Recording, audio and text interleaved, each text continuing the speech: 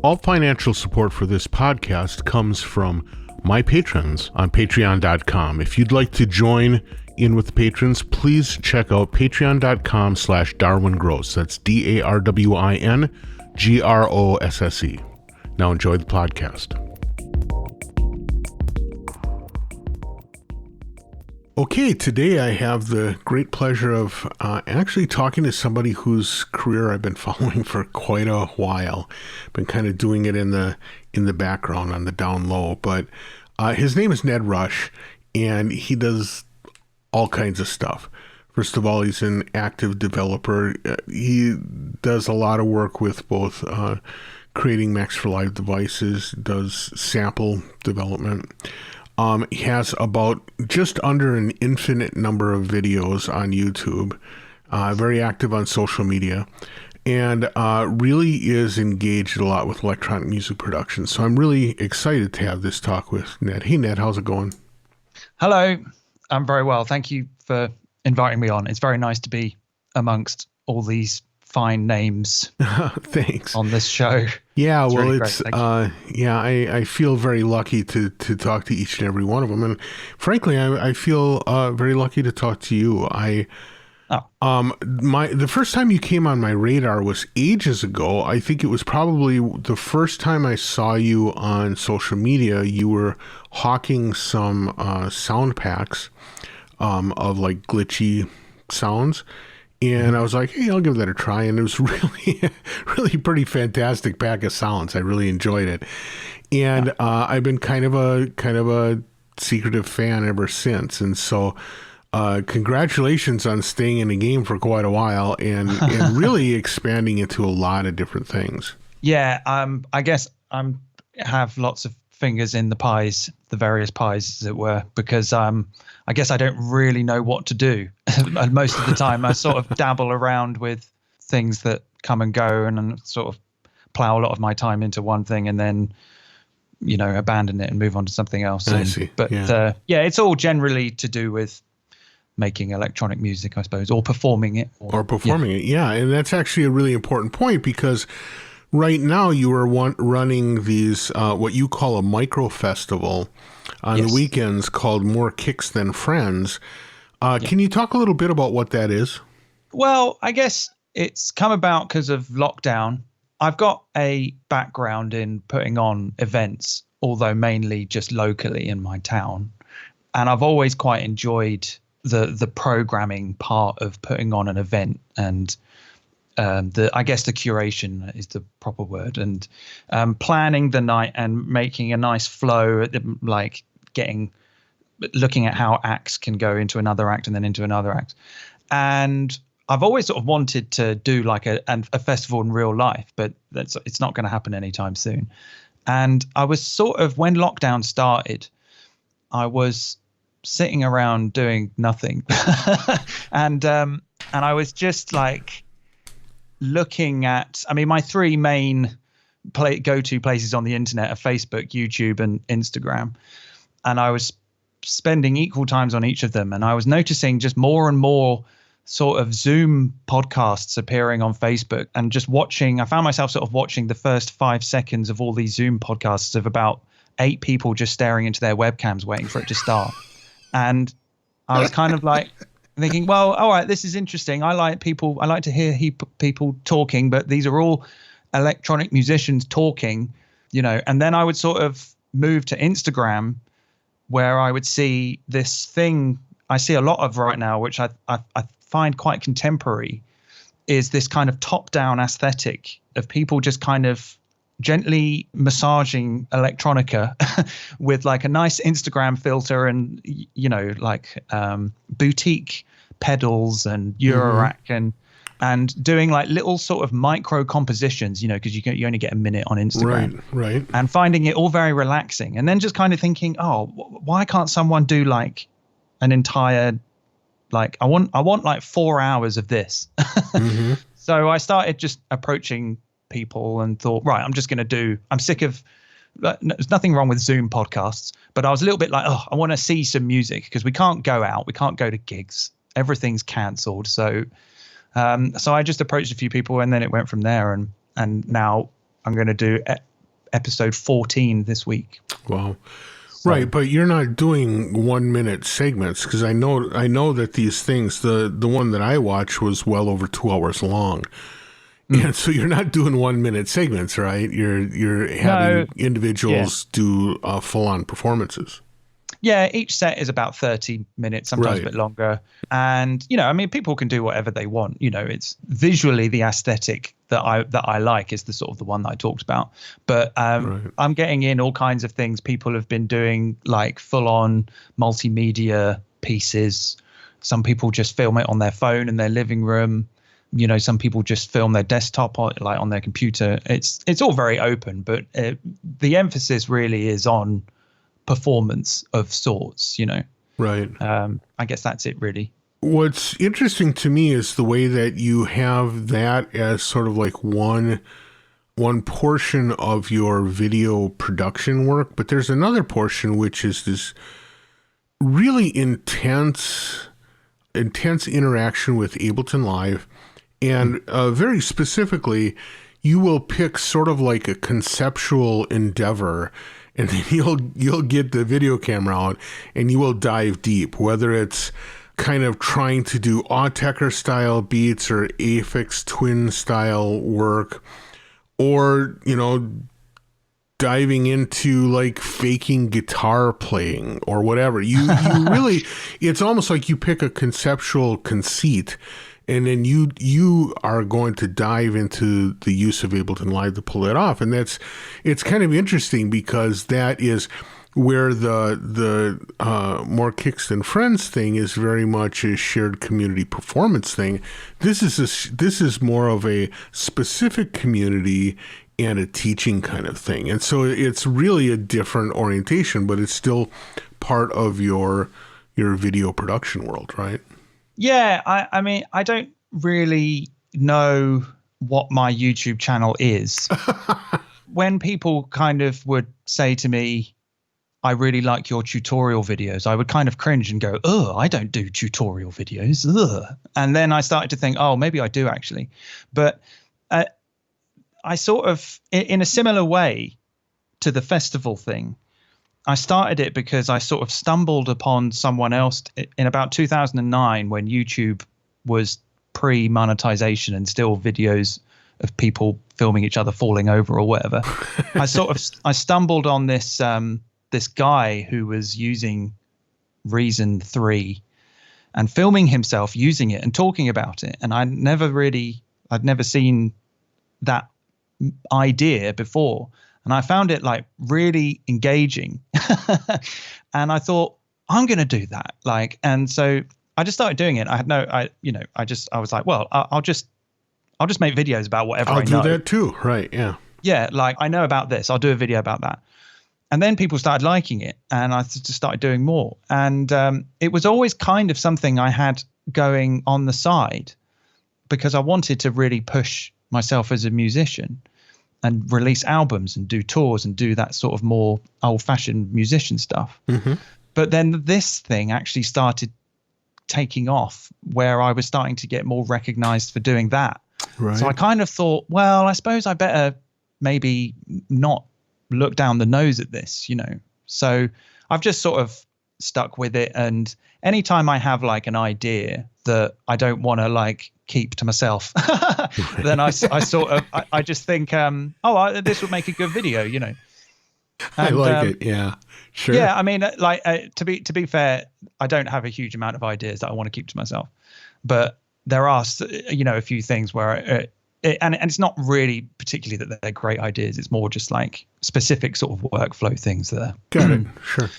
If I find a thing that I think, oh, this would make a good video, then I'll just do it. Because I've always sort of just quite liked just sharing ideas with people. Even before like I started doing YouTube videos, if I was hanging out with like my music technology friends or whatever, I would always be like, hey, look, do you know that you can do this? Look at this thing you can do. Right. And sometimes they would be like, yeah, that's great. Yeah. And then never use it. But like, that doesn't matter. But talking about the kind of pre-monetization thing, I've also not really moved with the times on YouTube. Like these days, it seems that there are a lot of people who are quite motivated by the revenue rather than the content. Yeah. And I've never really, I mean, I only started using YouTube thumbnails about 2 years ago. You know, I don't do like the smash that like button. Well, I do, but only to take the piss. But like, I'm not like hungry for subscribers or for likes or shares or whatever. For me, it's kind of like, it's also a little bit of a personal space for me, you know, where I put headphones on, make the mic sound nice, and then I'm just like, I'm in a little space now where I can do and say what I want, and no one's going to stop me. Yeah, that's actually really cool, right? Not say what I want, like, you know. I mean, obviously, I keep my language under wraps as best I can, but yeah, it's a little free space for me to improvise, or sometimes I might make little comments about what I think about music generally, and you know, but they're not tutorials like I'm going to show you how a compressor works. Right. It's more like, hey, look what happens if you do a feedback loop, feed the reverb back into itself and change it. Look at all these cool sounds. Yeah. So yeah, I guess more off the radar stuff when it comes to music production, I suppose. Sure. Now, the thing that's interesting to me, though, in your YouTube feed, especially because that's the easiest one for me to kind of go back and look at history, is you have enough of a history in YouTube that it's almost like we can follow your life story a little bit. You know, you look like you you kind of like dipped your toe into the Octatrack for a little while. You got engaged with modular systems for a while. But it's kind of settled into more like Ableton, you know, a pretty straightforward Ableton focus and a live performance focus now, right? Yeah, I mean, the reason why I've stuck with doing it with software is just because it's easier to shoot the video. Sure. I would love to do more stuff with hardware, but it's such a hassle, like to set up microphones and get lights. I mean, I actually own this stuff now. I own a green screen and lights and camera stands and webcams, and I think, yeah, I should really sort of do that. But then when I get round to it, I'm like, oh my God, and I'm falling over everything and knocking stuff over. Yeah, it's like, oh God, like, ugh. And then like, I don't know, I was like, what kind of camera have I got? Oh, I've got a 720p Logitech webcam from 2011. Like, this is not by today's standards. Yeah, and so I guess it's going back to that thing about, I think people expect certain standards these days on the internet, and I'm not willing to adhere to those standards. I'm afraid. I'm happy just like uploading a 1080p video of Ableton and saying rock on. Yeah. Yeah. I mean, that might change. I don't know, but sure. Now, the other thing that I know that you've done is you've been involved in some developments with Isotonic, and you've done stuff that you released on your own as well, both as a sound designer and as a device creator. Is that something that is an active thing, or is it something that you do when you're frustrated and you need to come up with something to solve a problem? I'm kind of curious that, because some people really get into Max for Live development because they're fascinated with doing development, and some people get into it because they're frustrated with no device being created that does what they want, so they'll have to make it, right? Which is it for you? Or is it neither? I suppose it's a little bit of the frustration, and I guess it kind of ties in a little bit with the way that I approach doing YouTube videos, and that is that if I find like a little idea that I like, then I would like to share it. And in the terms of the sort of Max development stuff, I'll either like find something when I'm fooling around with Max that I'll think, oh, I could turn this into something that would be fun for people to use. Sure. Or I have an idea ahead of time, and then I try to develop something that meets that idea. And a lot of the time it's to do with trying to get ideas going as quickly as possible, or to create an interface that's very fast and takes little understanding, but is quite flexible in terms of what it outputs. So if we looked at something like Nedit, which is actually a device I made a long time ago that I kept kind of rebuilding and then trying different things. I kind of thought I love doing like crazy cut up music that's random and crazy and bonkers, but I'm still spending a lot of time getting ready to do that when I'm sitting down to have a jam or whatever. It'd be nice if I could have an instrument that does what I want, that I can just load, drop a sound in and hit go, and very quickly it's doing the results that I want. And so that was kind of goal number one when I was designing that, was right, let's drop something in, click and drag, random, whatever, don't care what's it going to do. Oh, this sounds pretty good. And so, yeah, I guess that's kind of my motivation for it, is to get interesting ideas going really quickly, because I can't stand the idea of wasting hours getting stuff ready to start making music. Sure, of course, right. That makes a lot of sense. It's like, I hate it. Like I've never really been, I don't like sequencing.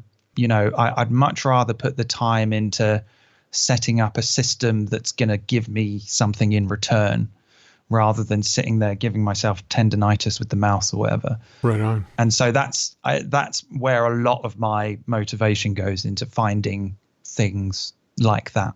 So it's a collaborative thing for me. It's, for me, if I'm giving the modular system or the computer or something like an idea for how I want it to perform, it then does that.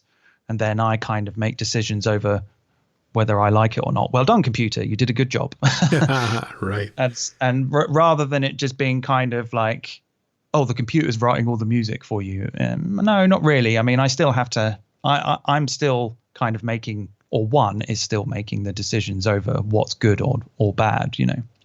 Sure. So, boy, there's a lot there to talk about. But before we get into it, one of the things I like talking to people about on my podcast is how they got to be the creator, the developer, and in your case, it kind of bounds a lot of these things, right?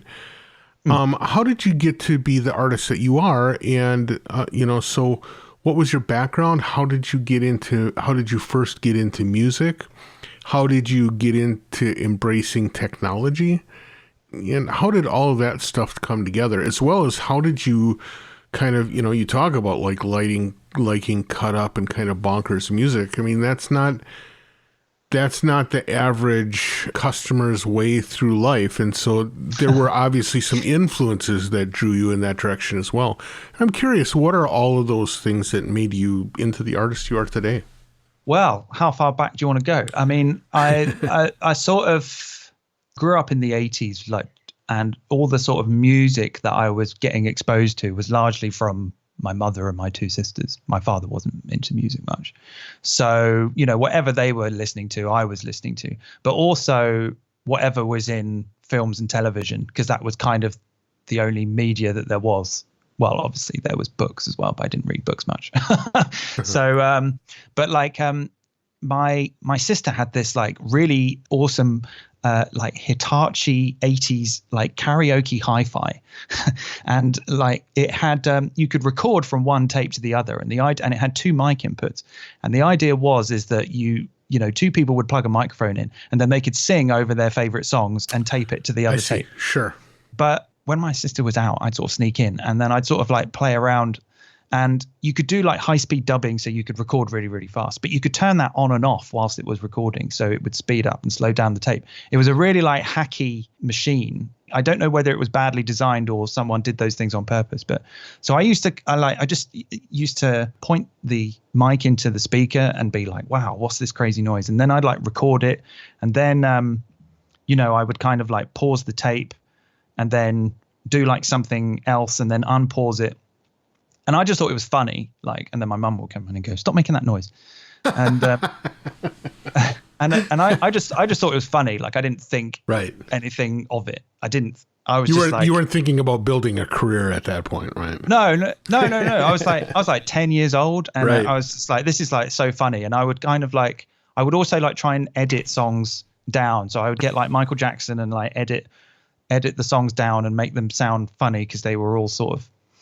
And then like about 20 years later, I went to university and read about music concrete composers, and I was like, oh, is that what I was doing? Yeah. It kind of sounds the same. Right. But obviously I'm not trying to say that I was doing music concrete when I was 10 years old. That's like silly. But the kind of similarities were, I didn't know what I was doing. Sure.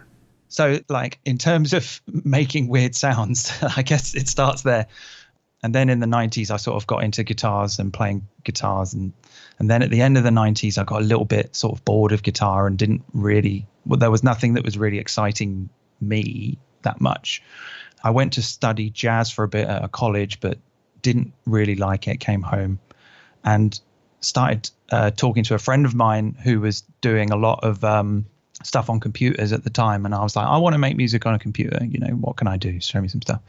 And he showed me some software. And it was around about that time I was starting to like really hear like drum and bass and stuff like that for the first time. And I think up until that point, as a kind of rocker teenage purist, I kind of looked down the nose a little bit at electronic music, thinking it was all fake and like keyboards are fake, it's all about guitars and stuff. And then I guess when I started hearing jungle and some hip hop and the way that they were kind of sampling these breaks and turning them into new music, I guess that sort of prejudice dissolved very quickly. And I started thinking, wow, I love this stuff. They're like cutting up the break and reprogramming it, and it sounds like a drum solo or something.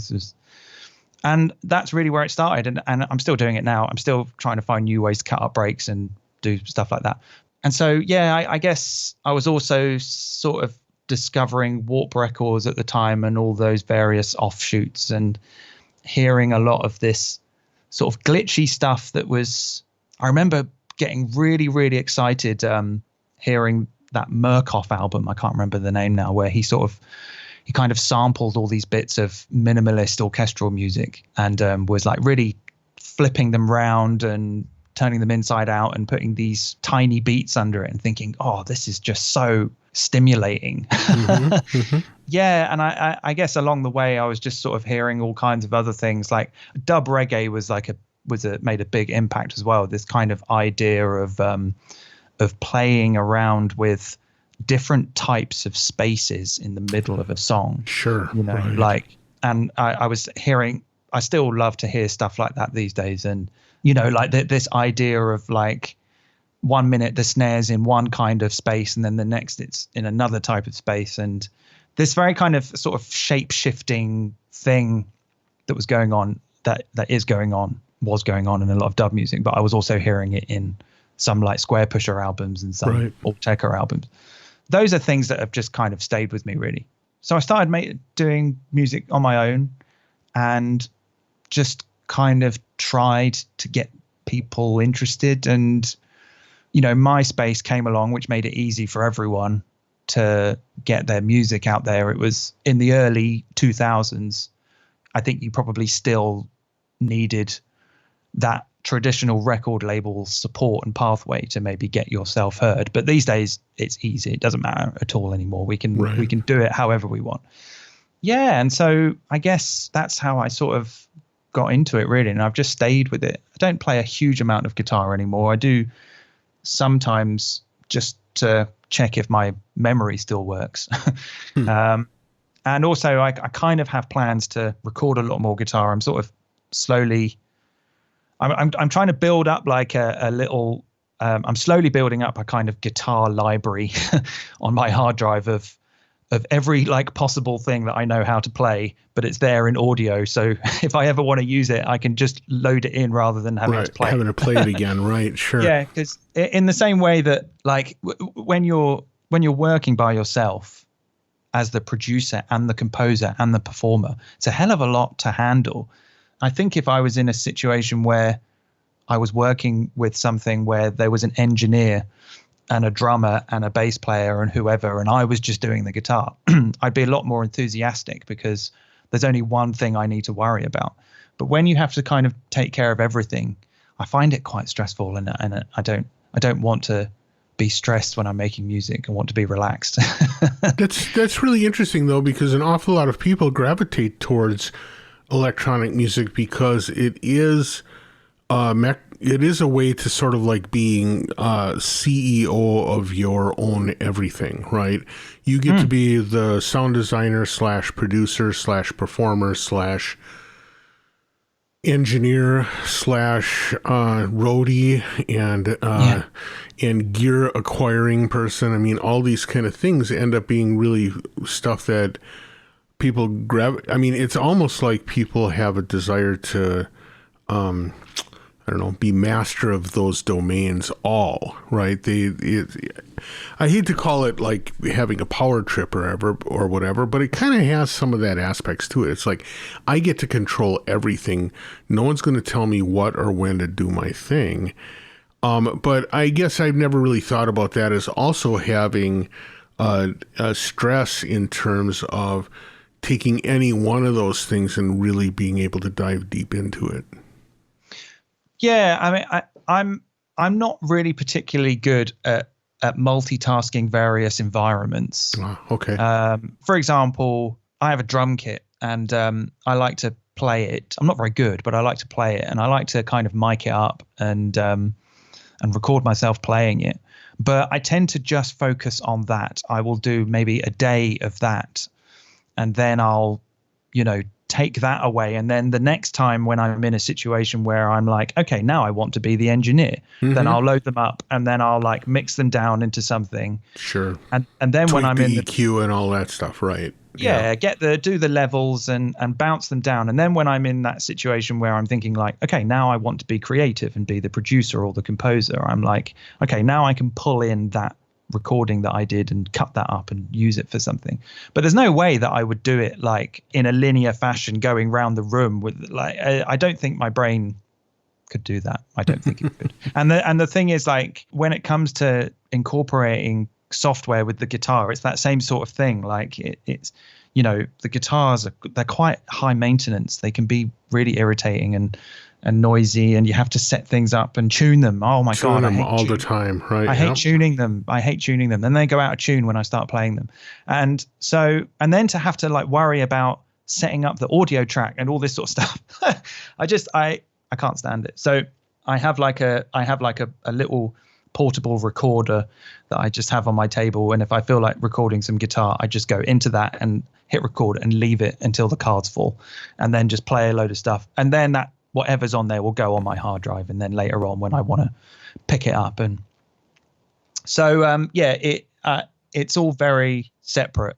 So let me ask a little more though, because it is kind of peculiar to have guitar being something that you still gravitate towards, right? Because as you said, there are ample number of problems, whether it's like, the cord that ends up having to run across the table and over the top of your gear. There's the constant tuning issues and the fact that you'll get into something and all of a sudden you realize the tuning shifted on you and now it's crap or whatever. I mean, what is it in the end though that is special enough about guitar that you will brave your way through all of this stuff? Is it that you have history with it? Is it that you particularly like the tone? Is it that you get a different kind of performance when you do a guitar versus other instruments? What is it that's the draw for guitar?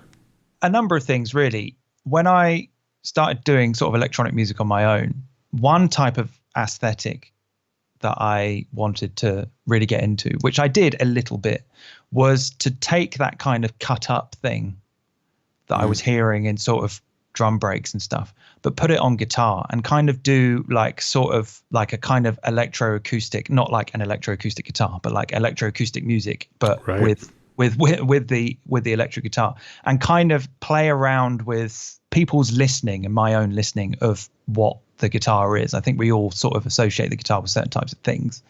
And also because I was kind of feeling a little bit disenchanted by guitar music in a sort of poncy artistic way, I kind of thought this is like the destruction of the identity of electric guitar for me. But I never really kind of did it because I ended up just getting distracted by all kinds of other things.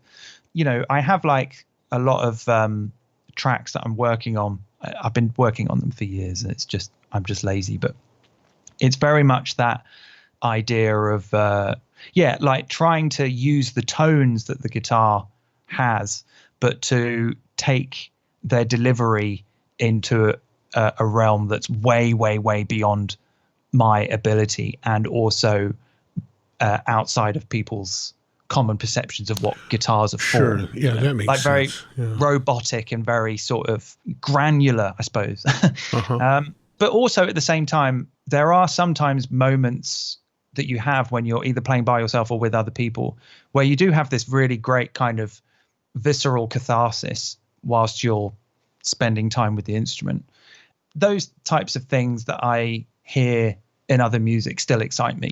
Like if I listen to some old Hendrix or something, I still get excited because of the physicality of it. And there's not a huge amount of physicality in electronic music. Well, I mean, actually, that's bullshit. There is, because there's dance music, which is very physical, but not when it comes to certain things, perhaps like guitars. When I do sit down to play the guitar, it feels a bit like business as usual for me. I'm going through the same licks, the same riffs. Maybe I feel a little bit like I've hit a point with my playing where I don't really know how to take it further.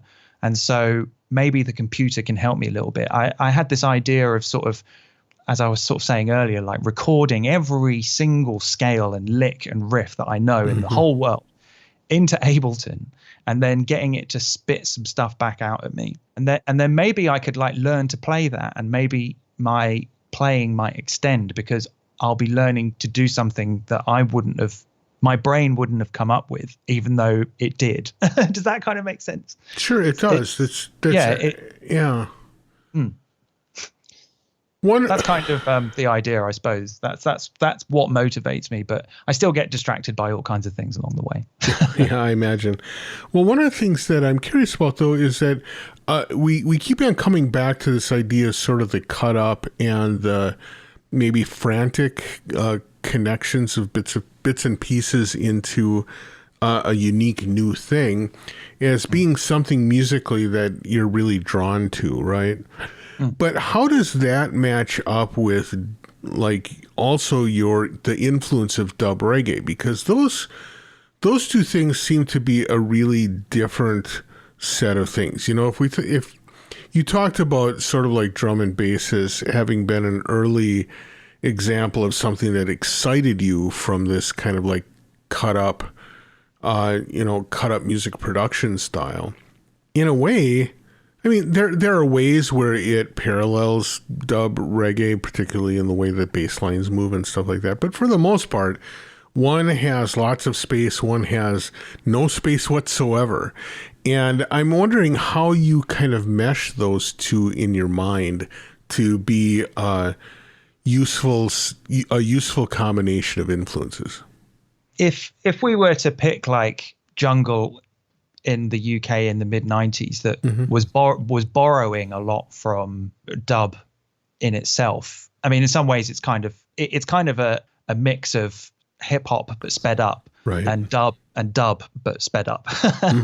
So like the kind of the breaks of hip hop sped up and the toasting of dub reggae sped up. And so I think a lot of older electronic music was all kind of sequenced, and these days it's very easy to perform stuff live and with spontaneity, right? And dub reggae has that level of spontaneity. Like in many ways, even though it's not electronic music, those dub remixes were kind of an electronic music performance, because the guy's using the mixer. He's making decisions over what comes in, what comes out, right? What goes to this the feedback knob on the delay was a critical instrument in that kind of music, absolutely. Right? Yeah, absolutely. And it forms the texture for the entire thing. And some of those things made their way into jungle and drum and bass. So yeah, I think the reason why I get excited by them is because for me, it's a fun template to explore electronic performance with. Like everyone's familiar with those sounds, but it's a fun thing to be able to make a performance with. And when Ableton came along, and I was like, oh my God, I can trigger the breaks. Right. I don't have to sequence them. I can trigger them. I can and I can improvise, because I'm big on improvising. It's all part of, everything that I've made has come out of some improvised jam one way or another. And so I guess, that's where for me, that's kind of how they fuse, if that answers your question. Sure, it does. Now, it's interesting, though, that you feel like improvisation is kind of at the center of things. That really tends then to talk, and a number of things that you mentioned have all kind of lead to the same well, which is that performance. The performance of music is actually more important to you than sort of like annealing perfection out of a particular recording, right? Yeah. I mean, I guess through coming from a background of playing instruments, playing guitar, drums, and bass, for me, it just feels a lot more gratifying. I mean, that said, I have spent many an hour just sitting here clicking with the mouse and making loads of great stuff. Okay. But I mean, in terms of what I get the most excited about, it's when there is an improvised element, an improvised interaction with whatever it is. I think that, and whilst there are plenty of great people on the internet and in the real world as well, doing stuff like this, I wonder if people still find it a little bit confusing, this idea that, electronic music is just pressing play. I mean, it is in some ways, and I've pressed play at many shows loads of times, but also it's not. There are so many ways that you can really play and improvise and go on journeys, right? With this stuff. I mean, people have been doing it for years, but it's just right now it's easier than ever, more accessible. Right. Now, I'm curious though, like when you're doing a performance, whether it's a live stream or back when you could do live performances, what do you do for your performance rig? Do you carry Ableton Live on stage? Do you pull out the old Octatrack? Do you have a modular that you use? What is the thing that allows you, that when you're doing a live performance, that you use as sort of the platform for this improvisational work? Well, for a long time, it was Ableton. I would just prepare a set and I would just get up and I would trigger clips, but they were really on the micro level. I would have like an eighth note quantize on them. And, right. And, it was very, very free form. I could choose what direction it would go in. And it was very much in the kind of jungle breakcore thing. Got it. And so, I would just use that Ableton and whatever controller I had at the time, sometimes a launch pad or just a keyboard. And then I kind of got more into sort of doing one-shot stuff, just triggering one-shots from the push in drum racks and layering up all of these sounds and knowing that when I would trigger a pad, I would get a certain type of result, but I didn't always know what that was going to be. Mm-hmm. So that I could kind of surprise myself, because I don't like feeling like I'm going through the motions. I like to have a little bit of risk and uncertainty. Sure. And then I got bitten by modular, by Eurorack. It came and bit me on the ass, and I bought loads of that stuff, and I started and that was kind of different, because that was more sort of like, okay, everyone, you're going to deal with this for 30 minutes, and that would kind of be me navigating whatever it was that I thought sounded nice the night before, and so being like, oh my God, did I really think this was good last night? Right. And sort of trying those were different, very much more in the very aggressive sound design and beat textures. So I did like a couple of shows with that using, and I have like a video synth which I made in Max, which I take around as well. I haven't done anything with the Octatrack yet because I'm too scared of it. I do not own it. It owns me. That was my experience with the Octatrack as well. I never felt like it never transcended to be a personal instrument. What it felt like was a platform that I had to come to. And I was maybe a little too stubborn to I don't know. I mean, I've had it like I might have had it like 2 or 3 years. I haven't made a single thing on it. And it's not because I think it's bad. I think it's it's the most flexible piece of hardware I've ever played around with. But the problem is it's too flexible that I can't find anything on it to motivate me to want to finish something. And it's very obtuse. I kind of think of like one of those types of cats where, the cat is there and you go and pet the cat and then the cat hits you and runs away. It's sort of like, it's got this kind of, I might do what you're expecting, but no, you've got to work harder or something. Right. I don't know. Yeah, well, I'll tell you, for me, the times that I actually had real success with the Octatrack was when I had a very specific goal in mind. Probably the best thing I ever did was I was asked to perform a set at a festival, and they kind of laid it out there as like, well, you can do a DJ thing or you can do a performance thing. And I was like, well, why don't I do both, right? So I set up some parts of it to be just file playback, so I could sort of like DJ those parts. And I set up other parts to be performance. And there you go. That's, again, that like more flexible than you can ever imagine. It was the perfect amount of flexibility for trying to pull that off. That being said, probably 3 days after I did the performance, I forgot completely what I would have had to do the performance again. Yeah, I mean, it's not very easy to navigate. I've been having quite a lot of fun with it, like clocking my modular with it and then running the modular stereo into it and kind of just using it to kind of mangle a stereo input is quite nice. Well, when you see people who really know how to work that machine, it's awe-inspiring. It's something else. Yeah. I sometimes wonder how those people have had the patience or tolerance to put something like that. So put something together so well. I mean, I'm not going to get rid of it anytime soon, because I hope that one day situations will come along where I will be like, oh, the Octatrack would be perfect for that. Right. I'll get it out, sure. But right now I'm kind of like, no, I can't really get anything finished on it. The Digitone, on the other hand, I think is absolutely fantastic. I love the Digitone. I use it like all the time. Really? Interesting. I mean, it's a different workflow, but it's you can get ideas going much faster. I guess it's because the design's different, but yeah. That's really neat.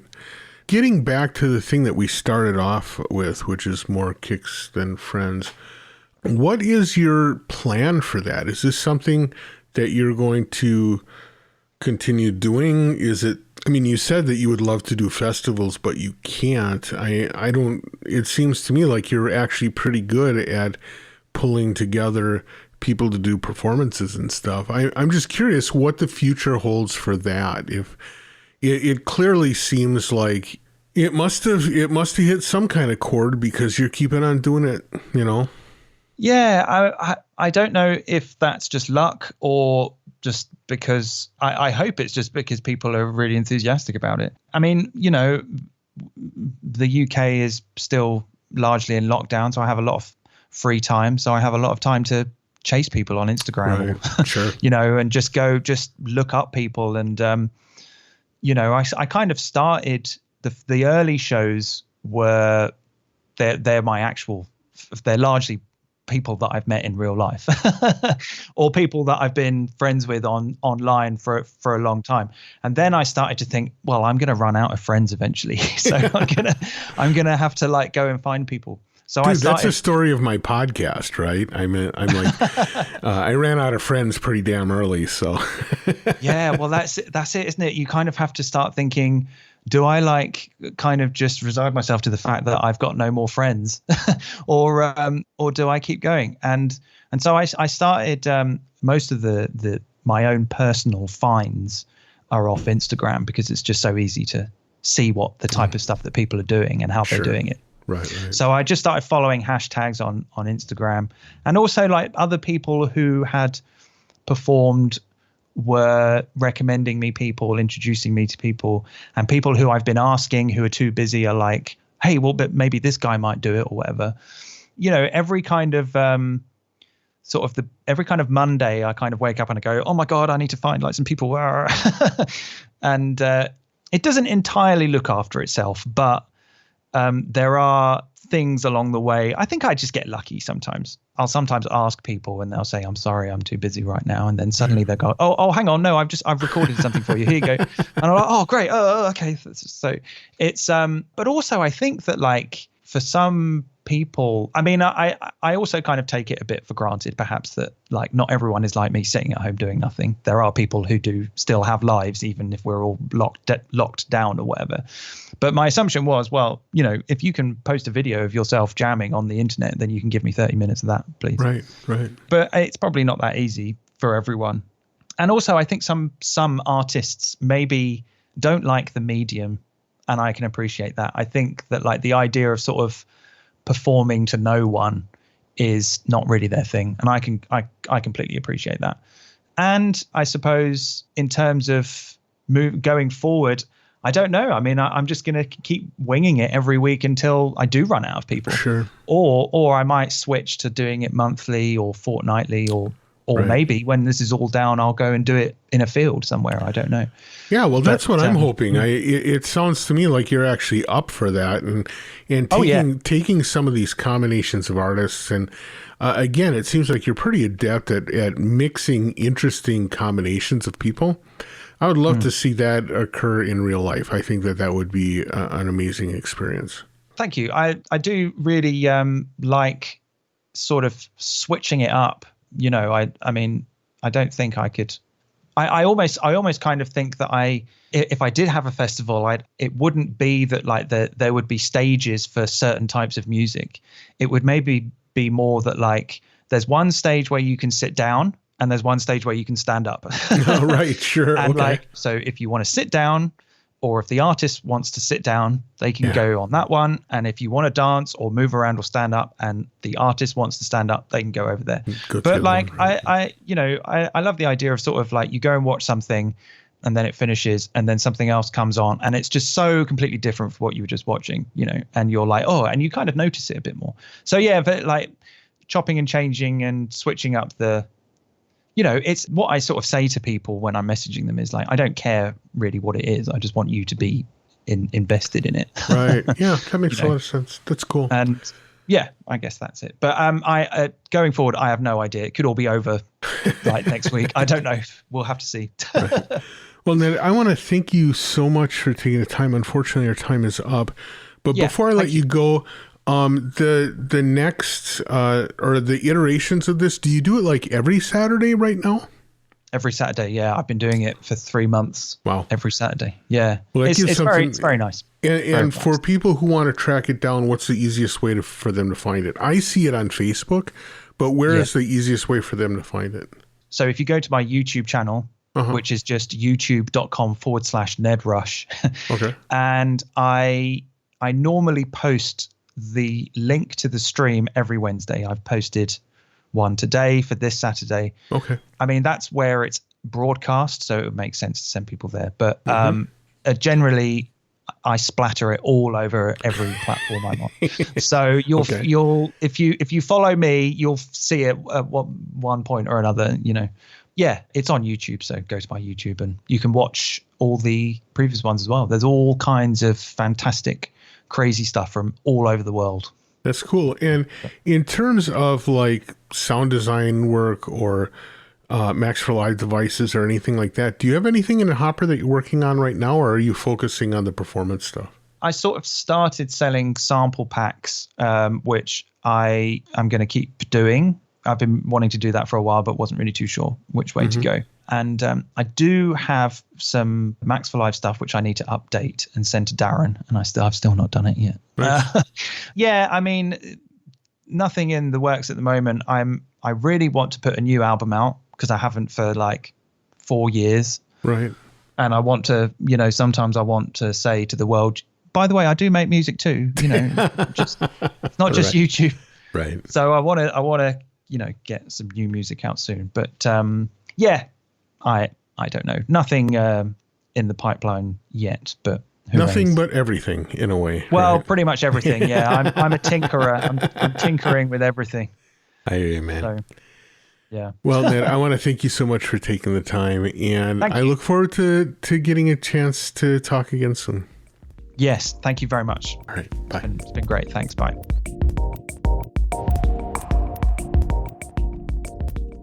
Many thanks to Ned Rush for the great chat. It was really fun to talk to him about where he's coming from and how he does the work and kind of what his influences are too. It's always enjoyable to hear that.